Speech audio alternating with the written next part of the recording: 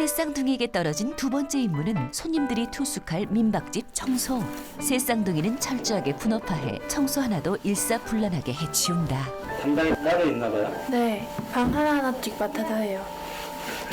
지금 급박한 상황이에요. 아이고 시험 보다가 힘들어 죽겠는 아기들 이렇게 씩 엄마가 니네 옛날에 저기 그거 테이프 피곤한 건 알지만 갑작스레 찾아온 민박 손님이라 달리 방법이 없는 하영 씨다. 네, 혈리교를 안 건네고 미사일에서 우회전하신 거예요. 네.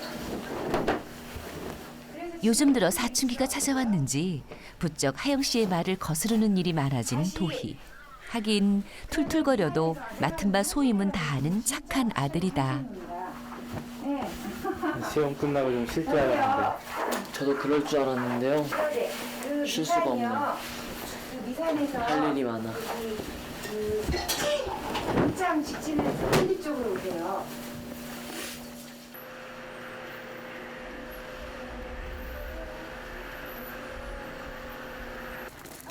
강행군 끝에 하영 씨는 다행히 손님을 제 시간에 맞을 수 있었다.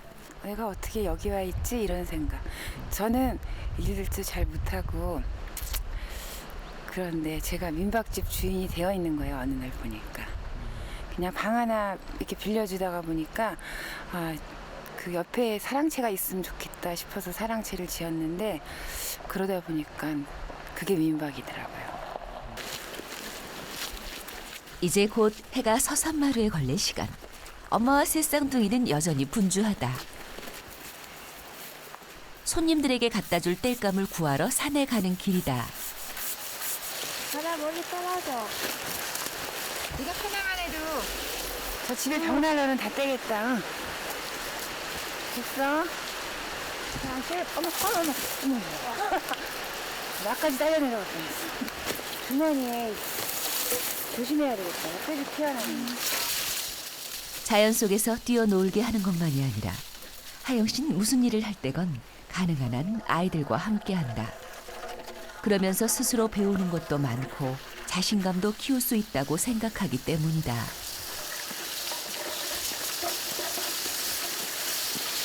공부 잘하는 것도 좋지만 그 기본적으로 그 생활이요. 생활 속에서 그 그러니까 기본적인 의식주에 관계된 것들을 자기 자발적으로 하고 그러면 되게 좋을 것 같아서 그런 일을 많이 시키고 있어요.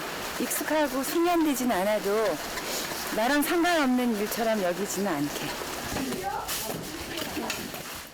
그 흔한 학원 하나 다니지 않지만 새 쌍둥이는 엄마의 독특한 교육법 속에서 훨씬 더 많은 것을 배우고 있다. 이거 나서 오는 거야?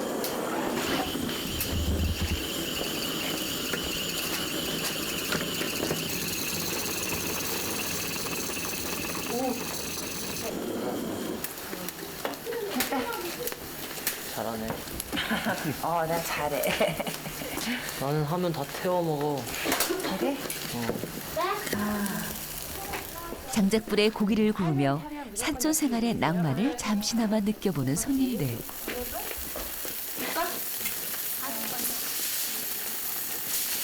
조용하던 귀틀집이 오랜만에 시끌벅적. 사람 사는 냄새가 난다.